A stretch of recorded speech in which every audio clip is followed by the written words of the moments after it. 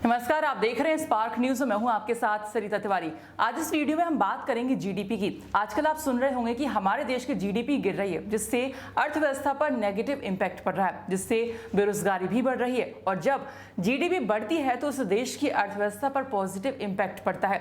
तो ये जानना यहाँ पर जरूरी हो जाता है कि जीडीपी घटने या बढ़ने से आप पर इसका क्या असर पड़ेगा। इसके अलावा जीडीपी क्या है, कैसे कैलकुलेट होती है, कौन कैलकुलेट करता है और साथ ही अर्थव्यवस्था पर इसका असर कैसे पड़ता है, इस वीडियो को आप अंत तक जरूर देखें ताकि आप आसान भाषा में इन सभी सवालों के जवाब को जान सकें। तो चलिए वीडियो को शुरू करते हैं।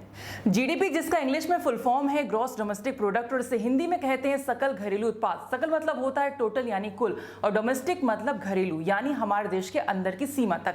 तो हमारे देश की सीमा के अंदर कुल कितना उत्पादन हुआ, यह हमारे देश की जीडीपी बताता है।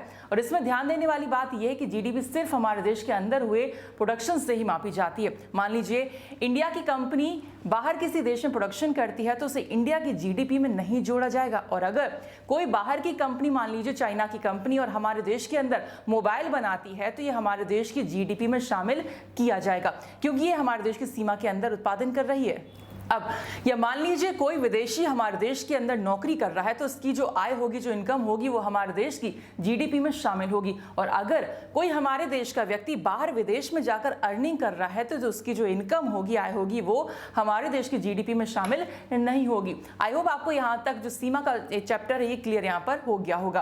अब जीडीपी के बारे में बताते हैं। जीडीपी हमारे देश के वस्तु और सेवा के अंतिम मूल्य से ही मापी जाती है, यानी कि वस्तु प्लस सेवा इक्वल टू अंतिम मूल्य। वस्तु जो सामान होता है जिसे आप खरीदते हैं, सेवा यानी कि सर्विसेज को कहते हैं, जिसे आप पैसे देकर सामान नहीं बल्कि सेवा लेते हैं। जैसे कि टीचर जो पढ़ाता है वो सेवा होती है, आप टीचर को पैसे देकर कुछ सामान नहीं लेते हैं बल्कि यहाँ पर सेवा लेते हैं। तो वस्तु और सेवा का जो अंतिम मूल्य होता है उसे जीडीपी कैलकुलेट उससे होती है। और अब अंतिम मूल्य क्या होता है आपको बताते हैं।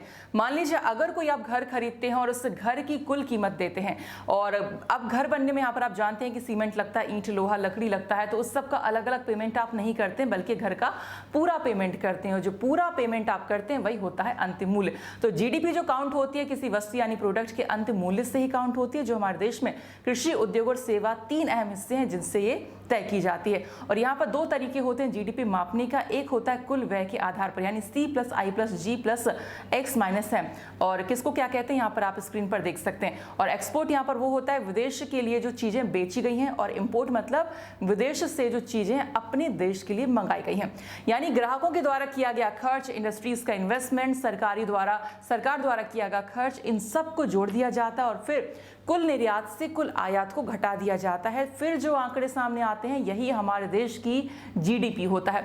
अब दूसरा विकल्प यहाँ पर होता है तरीका मापने का हमारे देश की जीडीपी का, वो होता है कुल कितना पैसा कमाया। यानी हमारे देश के अंदर जितनी भी कंपनीज हैं जो अर्थव्यवस्था का हिस्सा होती हैं, जितने भी नौकरी पेशा लोग हैं, इनकी आय को मान लीजिए फैक्ट्री से जितने भी प्रोडक्ट उत्पादन होते हैं वो कितने बेचे गए, तो इन सबको बेचने के बाद जो ग्राहक जो पैसा जो टोटल देता है, जितना भी पैसा आता है इन सबको बेचने के बाद, वो कुल कितना है उसको जोड़ने के बाद जीडीपी यहाँ पर निकल आती है।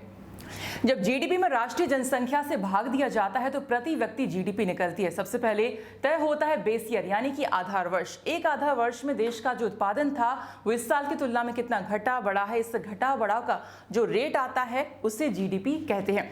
भारत की सांख्यिकी और कार्यक्रम कार्यान्वयन मंत्रालय होता है जो कि जीडीपी को मापने का ये पूरा कामकाज करता है। आपको बताते हैं कि देश की अर्थव्यवस्था भी जीडीपी बढ़ने या घटने से कैसे प्रभावित होती है।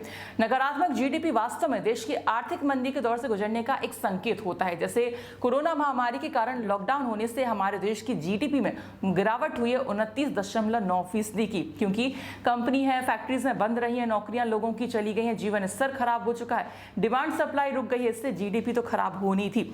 जीडीपी अर्थव्यवस्था में गरीबी, स्वास्थ्य सेवाओं, शिक्षा, रोजगार आदि पर सकारात्मक प्रभाव तब डालती है जब जीडीपी बढ़ती है। घटती है तो इन्हीं सब चीजों पे नकारात्मक प्रभाव आ जाता है, यानी कि आप देख रहे हैं कि बेरोजगारी भी यहाँ पर ज्यादा हो जाती है। और इसीलिए राज्य के आर्थिक कल्याण के लिए जीडीपी की धारणा को समझना बेहद जरूरी है। अगर जीडीपी बढ़ती है तो इसका मतलब यह है कि अर्थव्यवस्था ज्यादा रोजगार पैदा कर रही है, और रोजगार पैदा होता है तो डिमांड ज्यादा होती है, फिर उत्पादन ज़्यादा होता है, सप्लाई ज़्यादा होती है, जिससे सारी चीज़ें सिस्टमेटिक रहती हैं, जीडीपी ग्रोथ करती है और इसका मतलब ये भी है कि लोगों की आर्थिक समृद्धि भी बढ़ती है जब किसी देश की जीडीपी बढ़ रही है। 7वें नंबर पर फिलहाल हमारे देश की जीडीपी कह सकते हैं यहाँ पर ग्रोथ में है। और अभी जिस तरह से प्रधानमंत्री नरेंद्र मोदी ने कहा कि 5 ट्रिलियन यहाँ पर जीडीपी की ग्रोथ को लाना है, लेकिन अभी 2 ट्रिलियन के करीब यहाँ पर है, तो अभी काफ़ी कुछ यहाँ पर करने की ज़रूरत है। और इसके उलट एक और जो बयान यहाँ पर सामने आया है आरबीआई के पूर्व गवर्नर का कि अगर समय रहते लोगों को एक राहत पैकेज नहीं दिया तो बहुत बड़ा नुकसान यहाँ पर अर्थव्यवस्था में हो सकता है, जिस तरह से हो रहा है, और एक बड़ा भयंकर रूप यहाँ पर ले सकता है। और साथ ही जिस तरह से उन्होंने कहा कि सरकार सोच रही है कि जब चीज़ें पटरी पे आ जाएंगी उसके बाद लोगों को राहत पैकेज देंगे, तब तक बहुत ज़्यादा देर हो चुकी होगी। सरकार जो अभी फिलहाल स्थिति है इसको बहुत कमतर आंक रही है, जो कि नहीं आंकना चाहिए। यानी कि अभी इस वक्त लोगों को जैसे लोन की ज़रूरत है या फिर पैसे की ज़रूरत है, एक नौकरी की ज़रूरत है, वो अभी देनी चाहिए, क्योंकि जब सब कुछ क्या रोड पर आ जाएगा उसके बाद राहत पैकेज देने से क्या फ़ायदा होगा, तब तक सब कुछ खत्म हो चुका होगा। बहुत ही गंभीर और चिंताजनक फिलहाल स्थिति बनी हुई है। खैर, इससे जुड़ा जो अपडेट है वो भी आपको देंगे कि किस तरह सरकार जीडीपी ठीक करने के लिए क्या कुछ करिए। अगर आपको वीडियो पसंद आया है तो वीडियो को आप लाइक भी कर सकते हैं, शेयर भी कर सकते हैं, और अगर ऐसी वीडियोस को और भी आपसे जुड़ी खबरों को आप देखना चाहते हैं तो चैनल को आप सब्सक्राइब भी ज़रूर कर लीजिए। नमस्कार।